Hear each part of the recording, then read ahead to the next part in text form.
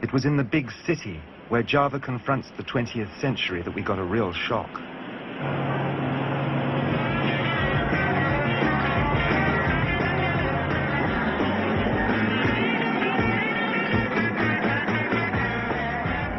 Lorne was suffering from a bad eye infection at the time, a cameraman's cause for panic.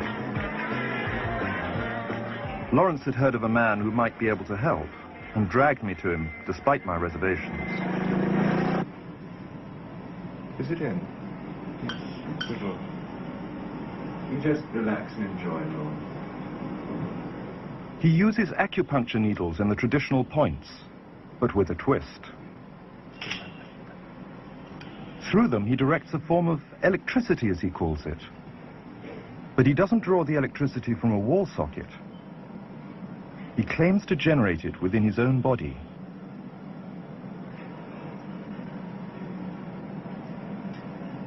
It was nothing like any acupuncture I'd ever had. I was getting really powerful electric shocks and couldn't control my movements at all.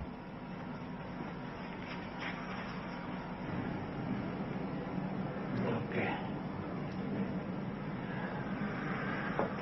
He says that what he does is no more supernatural than an electric eel, which also knows how to harness its yin and yang energies. Yin yang, positive and negative, you know. And my positive from here and my negative from here. And we meet together, this can get like electricity. And is this because you're special? You have a special sort of it's meditation every day. It's meditation that does it? Meditation every day. Like a yoga. But I study about 18 years. 18 years? 18 years, from my child people. Can you project this energy through your hands only, or through other things as well? Not only my hands. Only your hands. Like you can touch me, like this. It's nothing, okay? It's my burn. Just like this. Our sound recordist, Simi, was skeptical at first.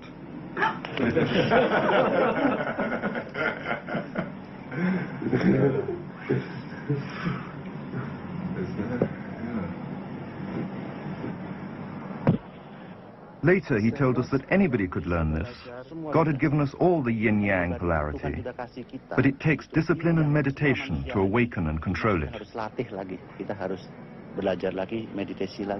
And you must be very aware of your emotions. This energy can be dangerous. It can kill as well as heal. Then he asked for our newspaper.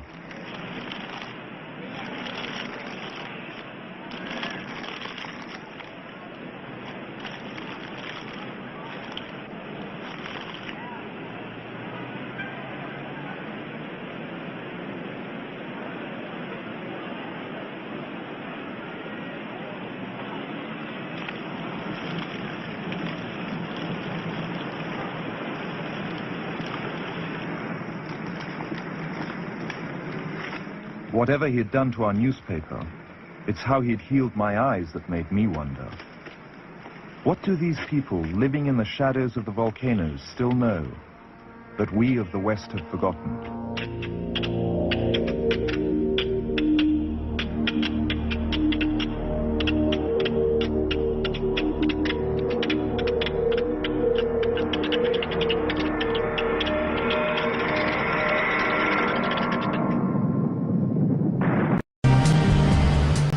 I first met him in the early 80s in a Chinatown of urban Java. He didn't want his real name or address revealed, so we called him DJ for Dynamo Jack. He was only a healer, he said, but he did direct a powerful energy generated from his own body into his patients.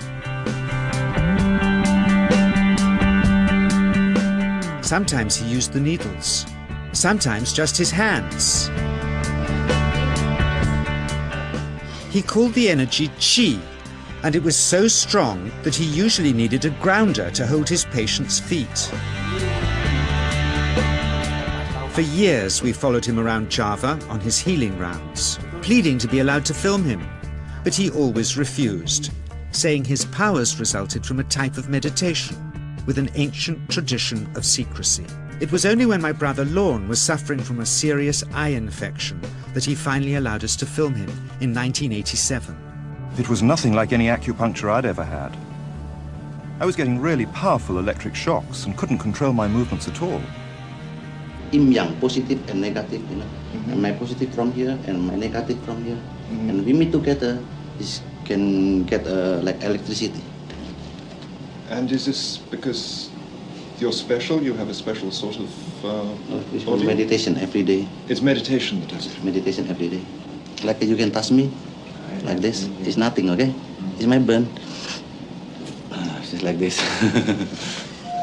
For our sound recordist, it was also a shocker.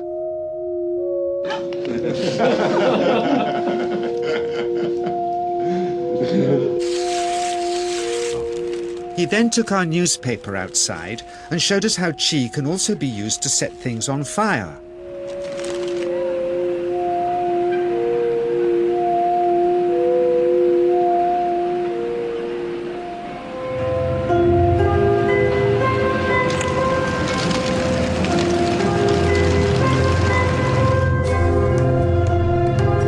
When he heard we'd shown this footage in public, he was very upset and refused all our future efforts to contact him again. As the years passed, we sadly resigned ourselves to never seeing him again. My brother Lorne never did, for by 1997 he was already dead, when I again found myself with DJ, now treating me for an eye problem. But it wasn't this that brought me back. He had tracked me down out of the blue and invited me to tell me a story. He'd just returned from 2 years on a deep meditational journey, alone in the heart of Borneo. Amongst his revelations, he had seen, he said, how history was moving on into great change, and the old wisdom was vanishing.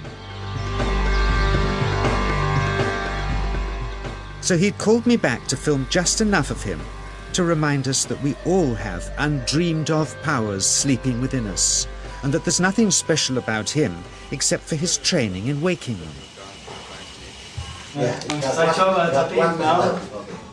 Grounding this patient, my cameraman Joe is having to use all his weight to keep contact. The qi is pushing him away.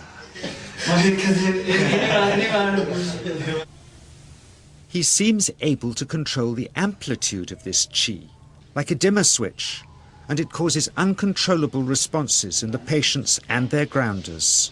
I can barely keep my hand on you. It wants to fly off. The electricity is so strong. This mother unwittingly grounds her child. He won't sit still, so she's asked to hold him and grin and bear it.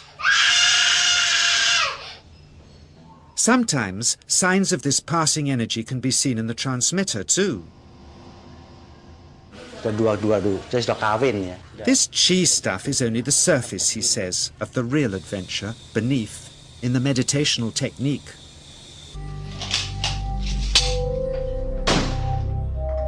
Projecting qi from the palm of the hand can also be used to resist rifle pellets, he says.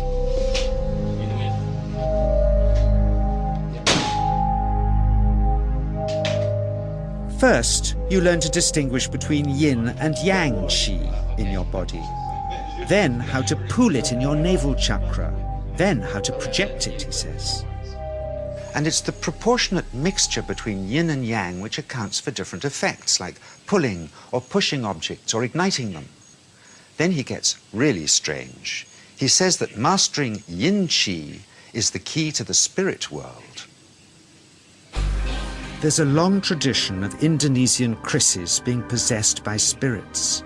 So people bring him their krisis to see if they're duds. Here, he says, he doesn't manipulate matter by projecting mixtures of yin and yang qi. He merely creates a field of yin energy in which, he says, if there's a spirit, it can manifest itself.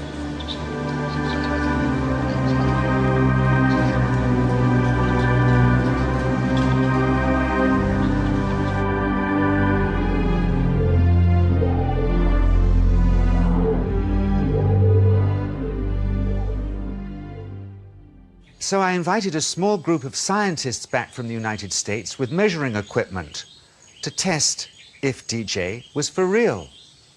And if so, where might this energy belong on the electromagnetic spectrum? Catherine Cook, CEO of the Mind Science Foundation in Texas. Dr. Roger Nilsson, a Swedish medic and international racing sailor. Dr. Greg Simpson, a physicist from New York's Albert Einstein University. And Andreas Polak, one of DJ's Australian students. The visitors are confident they'll uncover him as a fraud in no time. Greg is the first guinea pig, and he's uncomfortable about showing that he can feel anything at all. Dr. Roger doesn't know what to expect.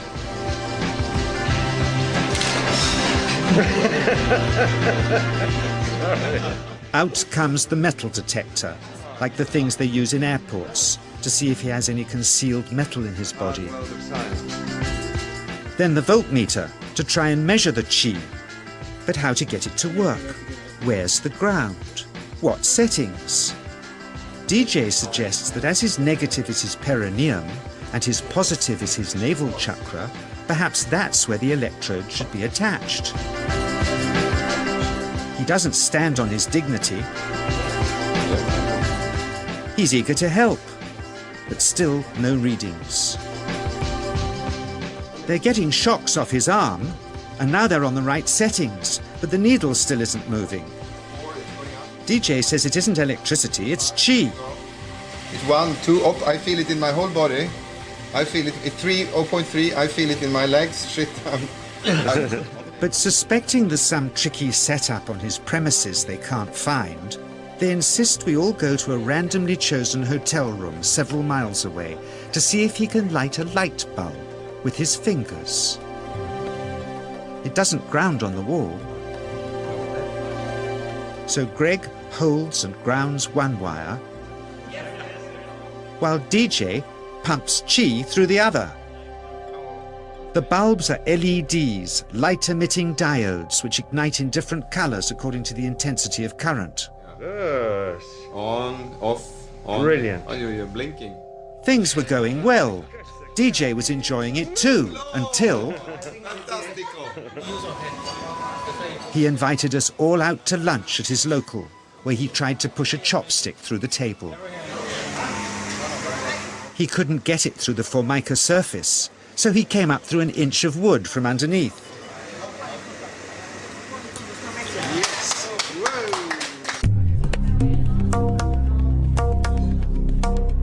Not only did he draw his own blood, but a chopstick splinter had caught Alison here between the eyes, drawing more.